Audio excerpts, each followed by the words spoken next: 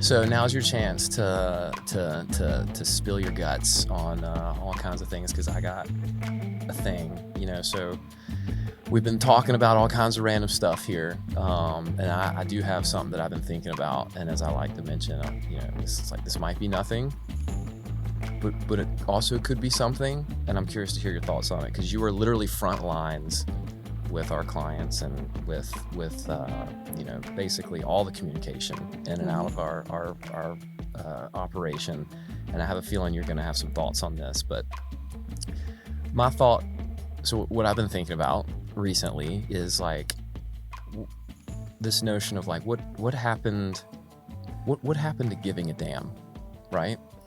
I mean, I don't know if you've noticed this poster or this flag that we have that always flies. I've heard that phrase a couple times in my time at SLANT. And so I'm really curious about this. So I've been thinking a lot about it, and we've had offhanded discussions about it, but I want to put a fine point on it and try and figure out what is happening here and what it means for a brand. And I'll give you a perfect example of kind of what I'm talking about, like, and just how bad it seems to have gotten in the landscape of consumers and businesses in general. I had an experience with a local company, conglomerate kind of company that like plumbing, HVAC, and electrical, they kind of do all the things. Our water heater died. We needed a new water heater, tankless water heater. And I reached out to 3 companies, 2 of which actually bothered to respond. Already. Right off the bat. Right off the bat, somebody didn't want to take the money I was offering to give them. Okay, done. The other 2 that responded, one of them missed the window. They give you that window of like, we'll be at your house between, 1 p.m. and 5 p.m. And they, and they didn't show up. So that was frustrating. I had changed my schedule, so they were already out. Mm-hmm. And the last company showed up on time. They gave me the estimate. It was a reasonable estimate. And then they scheduled, so I went with them, and we scheduled the install. They showed up on the install day 15 minutes early, and they installed it, and they did a phenomenal job, meaning like they actually paid attention to like where it was going to be mounted. They lined it up. They made sure that all the cables and everything were hidden. They cleaned up after themselves. They were polite, and I got the invoice, and I paid it just like that. And I was literally like over the moon, and I was like kind of shocked. And I'm sitting here thinking, how pathetic is it that we're at a stage right now where customer service, I mean, they did a great job. Did they go above and beyond? Maybe, maybe not. I feel like that was kind of exactly what they should have done. Mm-hmm. But I was literally blown away. What the hell? Because everything sucks. Why does everything suck? Because the breakdown of culture, the breakdown of individuals, I mean, just everything sucks. People are too busy, and nobody cares about the finished product or, actually, like you said, it's the bare minimum. It's what's actually supposed to be done. All right. But that feels special now. Right. Because just par is not ever met. I am shocked. I mean, I feel like I've heard murmurings from you at the office even about like how many times have you reached out to a vendor or whatever, and you either just all the time. And it's especially frustrating for me because I'm not reaching out on my behalf. I'm like, I'm trying to help somebody else. Like, please just help me help them so you can get paid. We're all trying to help each other here, But and I have another, and so you mentioned something I want to come back to in just a minute. It's just about nobody gives a shit. Nobody cares. Nobody seems to care anymore. I'll even take it, I'll give you a few more examples that I'm thinking about because I feel like there's like multiples, different areas in which shittiness is starting to springing happen, right? up It's like springing weeds. Up. Yes. I don't eat fast food really all that often, but fast food is very much a part of our culture, so it's impossible to ignore, right? Right. I have this moment where I'm driving down towards our house, and it's like all the fast food restaurants that are there. There's a new Starbucks that's popping up near our house. There's a Taco Bell somewhere, and there's the McDonald's, all this stuff. And of course, you're a child of the 80s, 90s. And so surely you remember the fast food establishments, the Pizza Huts and the Burger Kings and the McDonald's being super fun, iconic, places where you could instantly recognize or whatever. The Hamburglar. Yeah. The Hamburglar, right? Grimace. The play space, with the indoor playground, the Starbucks with the cozy interiors and the cool, like finding an old building and sticking a Starbucks in there. And have you noticed now that that these places, like the McDonald's that just got renovated near our house, looks like, a bank with nuggets, with a bank with nuggets. It's gray and gloomy, and the Starbucks is like this new Starbucks that just got built. There was even an architecture sign in front of it of like the architects who designed it as if they were bragging about it, and it's literally a beige rectangle, and there is a canopy that goes out over the patio, and it's literally just a metal canopy, like the kind you'd see at the school when they would add on like 16 portables in the back because they ran out of classrooms, and then they just stick up that really generic metal awning to keep you dry. That's the Starbucks now. And it's just like, what is going on here?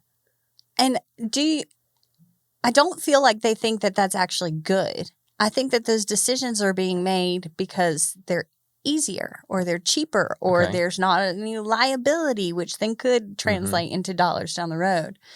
But what you're doing by making ugly Starbucks is that you are cheapening the brand, and people are going to stop going to ugly Starbucks because I'd rather go to a cute little place in this historic building that smells like books and is cozy versus cheap and ugly beige rectangle. This is what I think is going to happen. It's all about the almighty dollar. Business is all about the dollar. I say this every time we talk, which is, of course, it's about the dollar. That's why businesses exist, is to make money. What I can't figure out is why it's so hard to find a business today that actually seems to give a damn. I feel like every time we talk, I bring up Steve Jobs in some way, but I can't help it. That's accurate. I can't help it because the dude did some pretty incredible things. Don't get me wrong, he's a total asshole. I don't think I'd ever want to have dinner with him. But there were some pretty incredible things that he did. And because I read his book, or his bio, and you just learn a bunch of weird stuff about him. And one of the things that I think is really kind of neat is when he was growing up, his dad talked about you always should paint the back of the fence too. And it was like that whole adage, or, fable or whatever you call it. Like one of those old sayings of like, you should give a damn about the side that no one else sees also, because you never know when that person might see the other side. So he took that notion into his running of Apple, where back in the day, I'm a computer nerd, so let me nerd out for a second. You grab a computer from like IBM or whatever, and you open it up to put in like a card or swap the memory out or whatever. Hot mess express in there. Cables everywhere, like different colored components, just horrible. Steve Jobs forced his teams, love it or hate it if you worked there, to make the inside of those computers beautiful and easy to. And so what would happen is like you'd crack open the computer and like it was exceptionally well organized, and all the RAM chips were perfectly here, and then like the cables were all routed so you didn't see any of that stuff. Was that necessary? Absolutely not. But what I think is interesting about that is that he gave such a damn, if that's a term, he gave such a damn about making the inside as beautiful as the outside that it created a culture of perfectionism there. So whether his engineers loved or hated that idea, like I'm sure some of the engineers were like, oh, hell yeah, I'm going to design this chip to look awesome or whatever. But some of them were probably like, why are we wasting our time on this? Yeah. But what happened was it permeated that organization that perfection is the way. And so every design decision that was ever made at Apple was based on that. And it became the culture. And that's how Apple stayed special for so long. And so now I'm kind of wondering, like, where is that? What brands can still do that? Who's doing that? How do you do that? I mean, how do you do it, I think, is from my experience, Mm-hmm. I came into an organization that was par, giving a shit. Excellence is par. Excellence is expected. You have liberties as long as excellence is met. And we are such a small team who generally cares about each other and cares about now I'm just circling the wagon here, cares about the work product. Mm-hmm. But like, I'm not going to be the asshole who doesn't do excellent job. You know what I'm saying? If everybody on my team is striving for the same goal and what they're putting out is excellence, I'm not going to be the asshole there who is like, oh, I don't give a crap here, whatever. You know, like, I'm not going to let my team down. I'm also not going to be the one who's humiliated and just like, well, everybody else is doing great except for you. Yeah. But I think that with us, like, it was expected from the get-go, and then we built a morale where, like, I don't just feel like excellence, like I'm held to excellence for you. It is for SLANT as a whole and also for my coworkers. And I think that ties into the fact that working at SLANT is part of my identity because I don't expect it to be a 3 or 4 year, hey, I'm hopping here to build my resume, to be involved in some cool projects, to put in my portfolio so then I can go somewhere else and make more money or get better benefits or whatever. Yeah. This is my career. And so it's part of my identity. Yeah. And just like you would want to take care of your physical appearance or your house, I also want to take care of the place that I work and the work product. So that's, I remember you had said something about that earlier when we were chatting before we started rolling. This idea that today's world, especially us millennials, I think kind of pioneered this job hopping thing. It's just like, all right, we're peacing out, boom, boom, boom, boom, boom. And so it's like I had never put that together that workplace culture actually can have such a huge impact on whether your brand actually looks like it gives a damn or not. And how your brand looks. Helps your workplace culture. It's this cycle. It's a cycle. And I think this is fascinating because I've never really kind of thought about that before. And so this notion that if you're job hopping and you're not really thinking about, you don't really care much, you just want to do the job and get it done and move on. And employers who are sort of continuing to foster that kind of a relationship with their workforce are really kind of losing sight about what that means for their brand. And have you heard of the broken window theory? I have. Okay. So the broken window theory, for anyone, all 5 of our listeners who may not.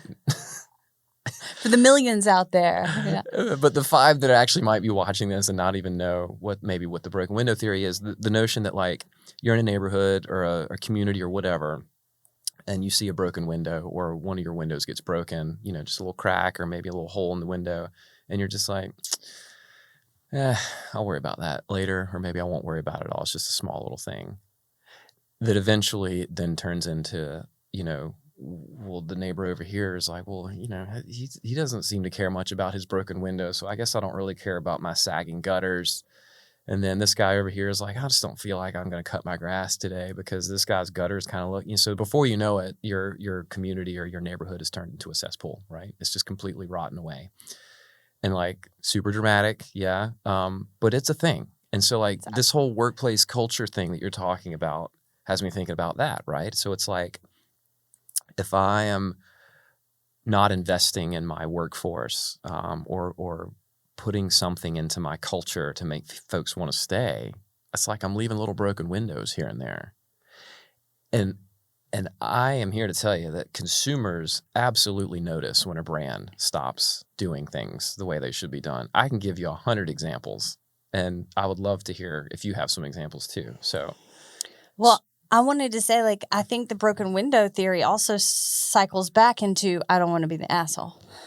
Because if nobody gives a crap, then you're not a jerk. You're just one jerk in a room of jerks. You see what I'm saying? You're just one jerk in a room of jerks. So, like, if everyone's windows are broken, then I don't look bad because my windows are broken. Right. So it's kind of that whole same thing. I'm sorry, but I am going to have to remember that for the next time somebody makes me mad. You're just a jerk in a room full of jerks. That's a good one. I like it. Sorry. my 3-year-old has started using the word jerk lately, and I'm like, I don't know how I feel great about word. that. It's a Like, great I don't. word. Is that acceptable? I don't know. Where's that on the list of words Yeah, that are okay for a 3-year-old? But yeah, I totally derailed you. You're saying so like if I'm surrounded by folks who have broken windows, and I don't really care about my windows being broken. Right. Yeah. Right. And then I also think that employers who focus on like just get it done, and people maybe are overworked and they're not given the space at work to properly and really fully do what they need to do to a level of excellence. It's just get off my desk, get it off my desk. Right. And that's like a very short-sighted thing because now you have stuff leaving your desk that like, especially if it's your brand, if it's public facing in any way. So that could be your products, your brand, how you speak about your company, any of that stuff. If that's not on point, it's going to erode like waves on the beach. Yeah. And every wave is going to take just a little bit more. And death by 1,000 cuts, right? And then you look 2 years down the line and your logo could be an outdated logo and it's out there on 14 different things because you were just focused on stuff getting off your desk and not paying attention instead of really caring.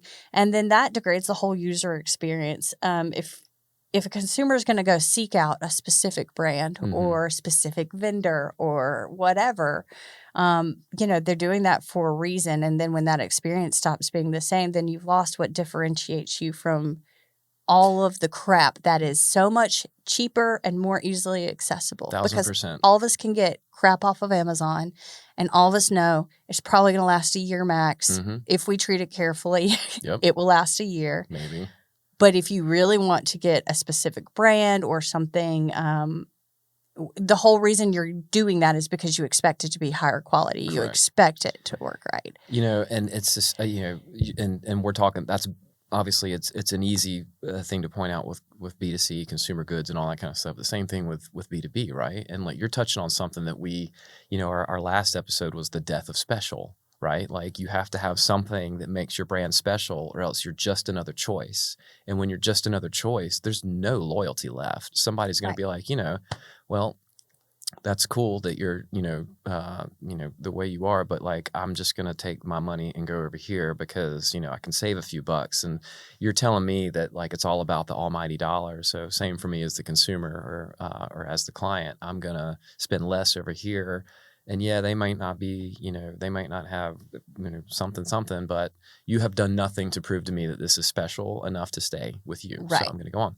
And so, it's kind of funny because like I have been accused in my life of being a little hyperbolic sometimes. I don't know why. It's just like, shocking. I think I was the one that said that Canva will ruin your brand, right? And it's just like, oh, come on, you're being dramatic. But this is precisely what I'm talking about. Let's say you bring a summer intern on and they're like, you know what, why don't we just let the summer intern handle social media? That's actually a fine thing for an intern to do. But if the owner or the person in charge, the brand manager or whoever is in charge is not actively involved in making sure that it stays the way it's supposed to, just like you said, 1,000 waves, washing it away. And then before you know it, by the end of the summer, if you haven't been paying attention, like things have gotten a little derailed. And then, it's like, I'm also a nerd, orbital mechanics, right? So like What was that you said? Orbital mechanics. Like you take this one small detour, it seems really small here, but then like, after a certain amount of time and distance, you're like way off course. All right. So again, I'm bringing all my nerdy things. I'm imagining rockets in space. That's the only reference I had for that. Your brand is a rocket, and if you deviate this much at the beginning, then you're going to end up way over here. Yeah.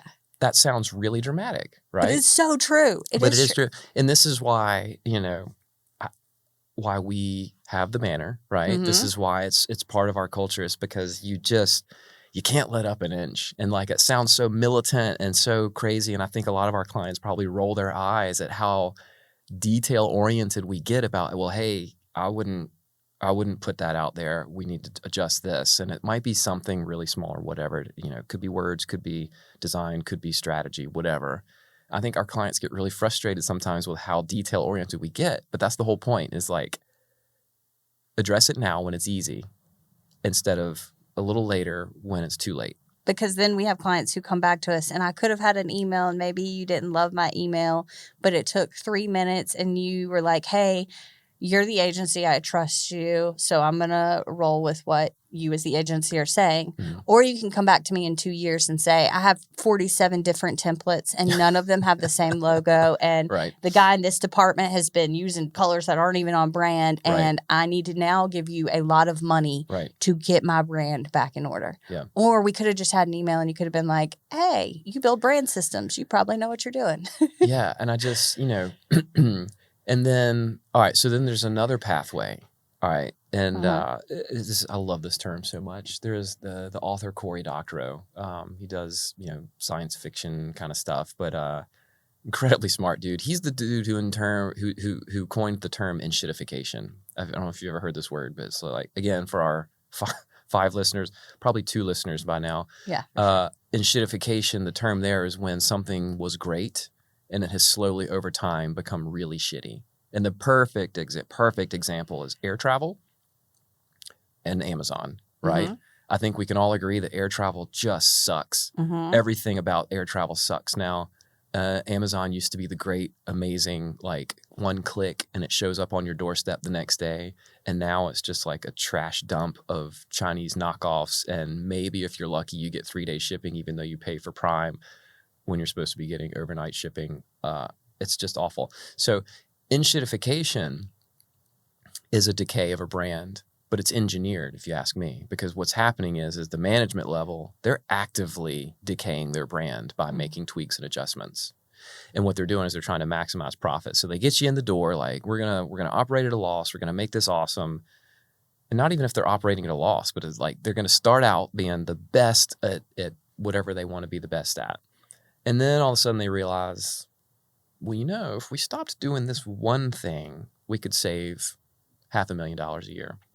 So they cut that one little thing and, look at the books. We just saved $500,000 a year and everything looks great. And then year 2, they're like, well, we could actually cut off this thing too and then save another $500,000. So over 2 years, we've saved $1 million. Mm-hmm. Sounds phenomenal. But now your customers are starting to get a little frustrated because that one thing has started to turn into, it's made the process a little frustrating, or it's made the product a little less reliable. I have a small example. There was one particular product that I was shopping for, the Mosquito Magnet. You ever heard of the Mosquito Magnet? No. Oh my God. Wait, is it like a little cylinder thingy? No, it's this. It was Mosquitoes love me for some reason. I don't know. I can be outside for 2 seconds and just get bites everywhere. And so I am constantly looking for the best way to get rid of mosquitoes. And there's this invention called the Mosquito Magnet. It runs off a giant propane tank, like the kind you get for your grill. Okay. And you're supposed to set it, long story short, you're supposed to set it somewhere and it's supposed to be the gold standard. Okay. And it's expensive. And I was like, I'm going to buy this thing. And so I bought it and it sucked. It was like the worst investment I've ever made. It like attracted more than it repelled. And I did more research on it, and it's come to find out what they did is they replaced one little part with plastic. And the plastic was absorbing some of the heat that it generated. It used to be metal. Mm-hmm. And it was something about that plastic piece degraded the performance of it. And it was really, it became a shitty product. So the one thing they were supposed to do is get rid of the mosquitoes. And they shaved off that one little part and ruined the entire experience. But I bet their balance sheet showed that they saved, probably $500,000 or whatever. But this idea of engineering your own demise is bonkers to me. Yeah. And so enshittification is a very real thing. And all of us as consumers are experiencing it. And the only thing we can really do about it is just either take it or revolt. Pretty much. So what are we going to do about that? I said we revolt. Yes. All right. So we overturn all the shitty brands out there and all the shitty. Where would I start? So where are we shopping instead of Amazon? I mean, we're gonna have to go back to I'm gonna have to break out the what was it called? That Rapunzel or Rapunzel? What's the guy? Rapunzel had the hair, right? There was a guy who was locked in a tower. That is Rapunzel. With the hair and the long hair. Pricked his thumb. Hold on. Oh. I'll figure it out. All right, you think on that. I will. We're going to have to go back to fabric. We're going to be Amish. That's where I'm headed. Here. Well, here's what I'm going to make a prediction. I don't know if this is accurate or not because I I suck at predictions, but we're getting to this really horrible trough with brands and customer service and experience and all of this. And I feel like if we're lucky, we will experience a renaissance in which the only way to truly stand out is to actually be good at what you do. And how shitty does that sound? When it used to be better, you had to be the best. But now we're just going to go back to, like, have you noticed how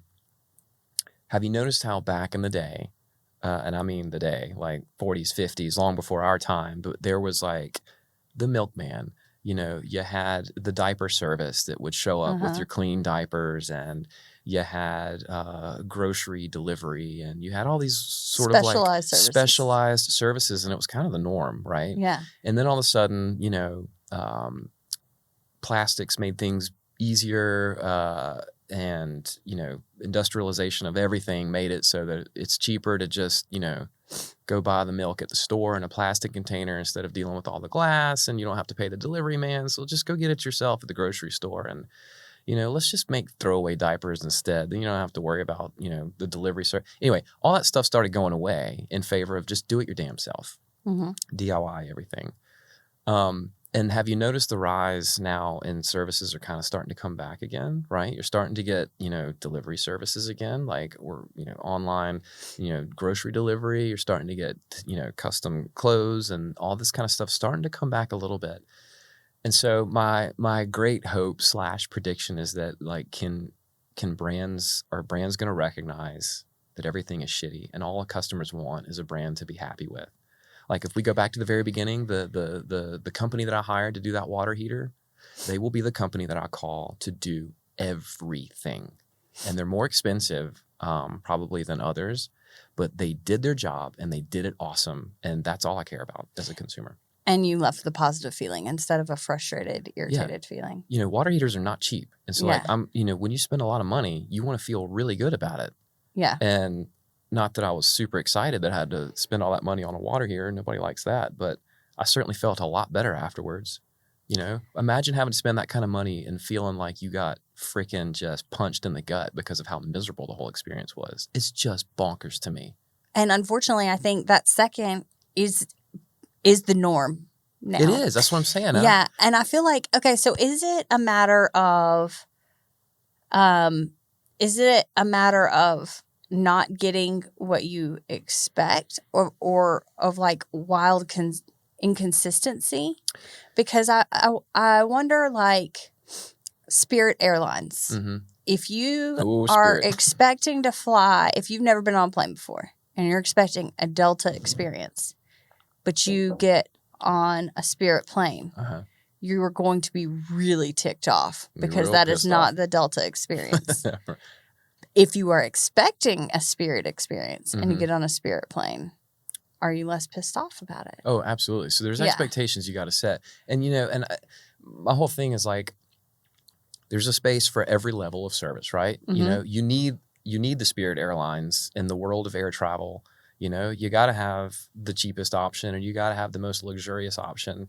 And what I think is funny about Spirit Airlines actually is they kind of lean into the fact that they're Spirit Airlines. Right. Like, some of their social media is like, we're Spirit, come on. Right. You know, and I think that's actually pretty fun and great because you're at least setting that, you know, if you're going to be the bottom of the barrel, at least be consistently the bottom of the barrel. Yeah. They made it like a tongue-in-cheek part of their brand. Exactly. Yeah. Now, but to your actual question there, so I think what we're kind of uncovering here is there's basically three modes of brand decay. There is passive decay. That is the broken window theory, right? So, like, passive decay of a brand is you just don't care that much. You know, good enough is good enough, and you're just gonna, you know, do the bare minimum to get it out the door, or the owner's checked out, or, you know, you haven't invested in brand strategy, and things are just kind of slowly but surely just kind of veering off course. Passive decay, broken window theory. And then you have, like, active decay, which is like you're engineering the downfall of your brand. That's enshittification. Yeah, that's choosing crappy O-rings on the Challenger. You're choosing to make your service or your product less in favor of making more money. But, of course, the end result is You lose customers, you lose money. Unhappy customers. And, you know, the active decay is most prominent in private equity acquisitions, right? So when a brand is bought by a private equity firm, all they want to do is milk it for everything it's worth, and they really don't care about the longevity of a brand. So like my fun example on that one is one of my favorite restaurants in town had this really great salad, you know, for, us, nerdy folks working at a desk like to eat our salads during the day and feel healthy about it. And this salad was not healthy at all, but man, was it delicious. And it had big old plump, delicious cherries in it. Never had a salad with cherries, and it was so freaking good. Well, I had heard that they got bought, the owners had sold it, and they sold it to a private equity firm. And I went, and everything was the same for a little while. And I was like, okay, well, this is fine. But then I went in and got my salad, and those cherries were gone and had been replaced with Craisins. Yeah. And so I kept thinking, all right, I'm gonna give them a pass. Maybe they ran out of cherries and they panicked and they put So I went back, a few weeks later, Craisins were now the cherries. And I called it. I was like, that's it. I was like, this is the downfall of this restaurant. 6 months later, they closed. Yeah. Because they started cutting those corners. All right. So then the third one is internal brand rot. And that's the culture problem. Yeah. So that is when a brand has not fostered a culture of giving a damn. And it doesn't even have to be that the culture's like perfectionism or you're fired. Not even about that. But it's like kind of goes back to what you're saying. Like unintentionally, intentionally, I don't know how it happened, but SLANT's internal culture is, we don't want to let anyone down. We want to pay attention to all the details. Perfectionism is the standard. Love it or hate it. That's just kind of how we've all operated, right? And somehow that culture happened, and maybe one day I'll do some studies and figure out how it happened. But if you don't have a culture like that, where you foster the workforce and everything, your brand just rots from the inside out. Mm-hmm. Because, if you don't care inside, nobody's going to care outside. And so what's the takeaway? What are we telling our brands that are listening out there? I mean, like, to give a shit. Give a damn. Yeah. Right? Give a damn. It's time to give a damn. It is time for you to give a damn about your brand. Mm-hmm. If you wouldn't put on your eyelashes one wonky and one this way, then don't send that one pager out with your logo looking wonky and kind of squished. Like, pay attention to the details, because over time the devil is in the details and it will erode away. Like, I was thinking about how you said he had always paint the back of the fence. Mm-hmm. Nobody sees that, right? Right. But what does paint do on a fence? It protects it from the elements so it doesn't rot. And if the back is unpainted, then it's going to start to decay from the unpainted side on the back. That tiny little quip has all these deep meanings. But you just have to care about the details. You do. You have to not be so busy that you end up essentially cutting yourself off at the knees. Like, that's great. You want to save some money now, but if you lose half of your customer base because people choose brands, and for some weird reason, we make them part of who we are. Oh, yeah. And so when you feel let down by that, it is a personal experience. It is a personal experience. And now, and not every brand can have that sort of connection, like not every brand's, like I doubt people are having that sort of connection with an accounting firm, like this, oh, you're a part of me. That usually comes from the relationship you have with the person. Right. But still, if I have a great relationship with this person and they are part of this, accounting firm, then I sort of have this affinity for the firm as a whole, right? But if the word gets sloppy and you have a problem with that accounting firm, you know what I'm saying? It only takes one mistake. That's what I'm saying. And that whole relationship is up in flames. Yeah, right. And I'm making the clarification because, there are, a lot of consumer brands become part of our identity, right, of who we are. But even professional and B2B brands can be that way. And, we talked, I think our very first episode was about why are brands afraid to be human, meaning, why are they so afraid to, talk like normal human beings, especially in the B2B space, where they're like, we talk, we invest in synergistic outcomes to make sure that our bottom line, blah, blah, blah. Yeah. It's like, why can't we just be talk to each other like human beings? Because every business is run by humans for now. And then, That's terrifying. So this idea that, every decision that somebody makes about a brand has some sort of emotional component. And so if you trace this line about everything that we talk about as an agency, you make decisions on brands based on emotion. How do you make, where does that emotion come from? It comes from the interaction and the trust and the excitement, the delight, whatever it is about a brand that really clicks with you. And then that return, that in turn becomes loyalty and continued work. And then if you don't have something like that, then you become just another option, which means you've lost your special. Look at us weaving a through line between all of our discussions here. Yeah. And so I think my plea to the world is brands really should give a damn. And if you don't have somebody internally who's got the time or the capacity to give a damn, find somebody who does. Bring somebody on to manage your brand. Find an agency partner that you can trust and let them manage your brand. And understand that it's a broken window theory. Do not let your windows break. Yeah. Don't let your windows break. Don't let your fences decay. Don't let your O-rings explode in space. Wow. Don't let your O-rings explode in space. The Challenger. Yeah. It's kind of like a relationship. Like you start out with a brand and you fall in love with it. Mm-hmm. And like it's giving you everything that you want and need from it. Mm-hmm. And then that brand, maybe they get a little bit busier. And so now instead of your boyfriend getting you nice flowers, you got some Kroger flowers, And like you could, okay, fine, I'll accept that. But over time, the less and less effort that they're putting into that relationship, you feel. Yeah. And then you're like, well, if I have 14 guys I can choose for my boyfriend, why do I want you when you're giving me Kroger flowers and I know that you can give me the other flowers? You're choosing not to. Here's a scary thought, and what I'm, I don't know. Like, is this inevitable? Is this late stage capitalism, and there's just nothing that can be done about it?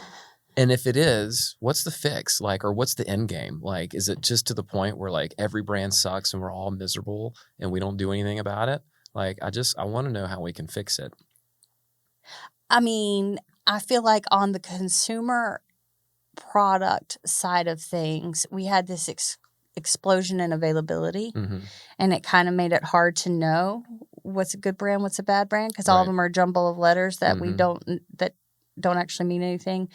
And I think that it's probably there's so many options right now that over time, my hope would be the crappy, cheap options become no more, and that you end up seeing like actual brands that give a shit come out of it. But I feel like it has to be something with how many options we have now versus.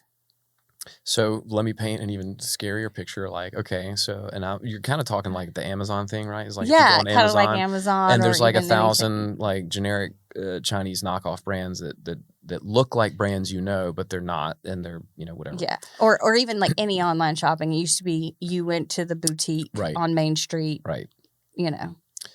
So let's paint an even more dire picture. So like, what happens when consumers so if I can get a knockoff DeWalt drill for, I don't know how much drills cost these days, probably like $150.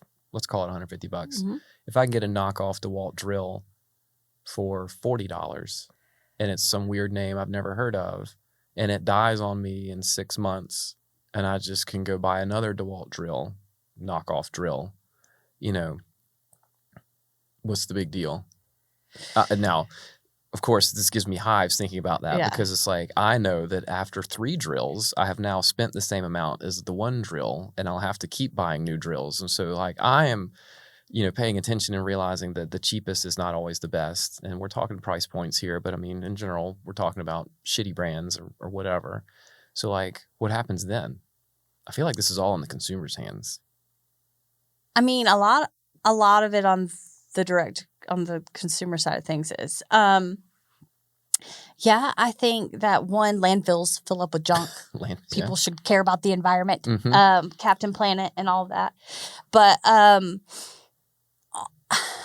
That's an interesting question. Tools are hard for me because you don't really have an emotional attachment to tools. Well, hang on. I guess, on you now. know what? My drill Actually, has taken me places. I have my grandfather's hammer. Okay. Yeah. Okay. See? I don't use it regularly, but it lasted him his whole life, and then it went to his dad. And then when I went to college and needed tools, it came to me. Right. You know, there's something to be said about there's that. something to be said about, and also, I mean, I don't know what is the effect on if you have the means to just continue to buy, but God, then you got to go to the store, you got to keep doing it over and over again, or you could just have one thing that lasts and works well forever. And I'll flip the script and talk about B2B for a second too, which is because we deal in that space a lot too. And so let's apply that same thing to B2B. So let's say, I don't know, I'm a financial advisor, or I'm a plumbing I don't know, whatever it is. And I just, start up a new company and I do it. And then I'm not so good at this, or I'm cheap, or I'm the cheapest. I'm undercutting because maybe I'm outsourcing some stuff, or I'm using AI to do half the stuff or whatever. But I haven't built a brand about it. And so okay, so I'm just going to now not use you. I'm just going to go use this other company instead, this other B2B, I'm just going to keep bouncing for the services that I need. The problem here is that now there's no trusted resource anymore, because if you're lucky, or if you're the one who actually gives a damn, you become the authority in the space, right? And so you may be up against dramatic competition, but you still have a place. And I guess I'm probably not making a whole lot of sense there, but what I'm getting at is think about news right now, right? Mm-hmm. News there's pop-up sites all the time just spreading all kinds of bullshit news, getting everybody all fired up. And so anytime you see a story from a source that you've never heard of before, what's the first thing you do to verify whether it's actual news or not? I see if I can find it from CNN or New York Times or somewhere that I do trust to verify it. That is absolutely right. You're going to those trusted news sources because they give a damn and have continued to give a damn, and they do not let their standards fall. So they have become the default of, I need an authority here. I need a grown-up to tell me. And you go to those. The same thing applies to any brand. So I think maybe one of our takeaways here is now is probably a good time for brands to lock in and become that authority, because everything has gotten so shitty and so pop-up AI, sloppy everything, that if you play the long game, you become the de facto standard. You become the authority. So, there's 1,000 brands out there for accessories for your Apple stuff, right? Apple only lets the best of the best into their stores. So the first thing I do is go to see who Apple is letting into their stores, and then I'll go buy that brand, right? Because Apple has become that authority for me. Kind of the same with Best Buy or some of these other stores, in the consumer space. So I think brands right now have an opportunity to become the leader in their space, because everything is so shitty, and everything is shitty. That's an excellent point, because I won't even buy kids' clothes offline. If I see something, I will then go to Target or a store a brick and mortar store, and look and see if they carry that brand. That's because if not, I might get it and it might have strings hanging everywhere and everything like that. I'd love for somebody to tell me that brand doesn't matter. I mean, because we're sitting here talking that there's certain brands that we go to as our trusted resource. And there's so many brandless things now that really the jumble of letters on Amazon. That's not actually brand. It's just, whatever. Mm-hmm. There's so many brandless things. So if you're specifically searching out something that is branded, you were doing it because you have an expectation of the quality. That's right. And if you are let down on that, you will no longer have that expectation, and you will no longer seek it out. Mm-hmm. And then they will lose their customer and lose the money. And here's the crazier thing about that. All that jumbledy Chinese stuff that you see on Amazon, I guarantee it, a lot of that is coming from the same factory that makes the exact brand that you're looking to buy. In fact, I'm almost certain of it. Restoration Hardware, for example, I read an article somewhere about this person who found the factory that actually makes the stuff that Restoration Hardware sells. And you can buy directly from that factory if you're willing to go through the pain and suffering of dealing with it. And you can get, say, a $2,000 couch from this factory for like $600. I mean, like substantial. So what I'm getting at is that like, even if DeWalt, let's go back to DeWalt, for example, even if DeWalt is using the exact same factory as this generic, Haiku, brand or whatever that looks like a DeWalt, but not really. The difference is that DeWalt as a brand, I have chosen to trust DeWalt because I expect DeWalt has some sort of quality control measures that they're not going to let a product out of that factory unless it meets their standards, right? Yeah. Even if it's the same factory that's making the super cheap knockoff, but that super cheap knockoff's not going to come with customer support. It's not going to come with guarantees that the quality, whatever. So there's even still value in a brand that's just reselling other stuff that's coming out of China. And so again, if a brand gives a damn, they can still do all of that stuff, but they're applying their standards to the product and it makes it more valuable for the customer. So, paying more for the restoration hardware couch, you're thinking, God almighty, the markup on that couch must be insane. It is. It is absolutely insane. But they're also the ones who source the factory. They're the ones who are going and observing the manufacturing process and making sure it meets. And they're the ones dealing with the shipping and bringing it over. And if it's broken, I'm going to make them deal with it to get it replaced instead of me having to go all the way back to the, so there's value in that. Yes.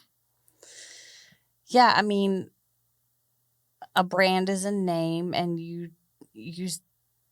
want your name to have meaning. Mm-hmm.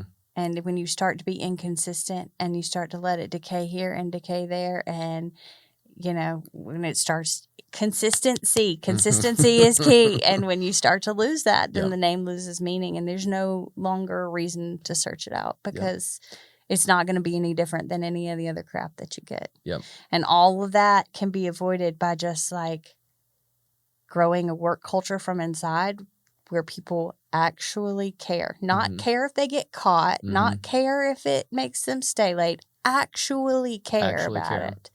And care about the quality of work that they're putting out in the world. I know that we're going a little long here, but I do have a question about that. So like, how do you get a culture like that? And like, cause what makes me cringe is companies who talk about their culture and make it like this super cringy cult-like thing. Or they do the whole like, we're like a family here. Like how many times have you heard companies talking about that? The problem with that is that it feels forced and faked at that point. I think this gets into companies are confused about mission, vision, and values. Mm-hmm. Companies in general are confused about it. Mm-hmm. And they make it this long, glorious speech to the public instead of it being essentially your marching orders for your staff and your employees. Yeah. And so if you don't even know what your mission is, how can you make that part of your identity? How can you give a shit about something you don't even know what it is? I mean, really, like, so if your mission, vision, and values, if you've actually done the work as a brand, because a brand is not just a logo. If you have actually done the work for that, then it's organic. Yeah. It grows itself. It doesn't have to be forced on you because you come to the organization and everybody's speaking the same mantra and everybody's marching the same drum and you don't want to be the asshole, so you're going to march to that drum too. And then you start to actually give a shit. Phenomenal point. And it's almost like I slipped you a $50 bill to say that thing about mission statements because, man, have I talked about a mission statement being a bunch of bullshit.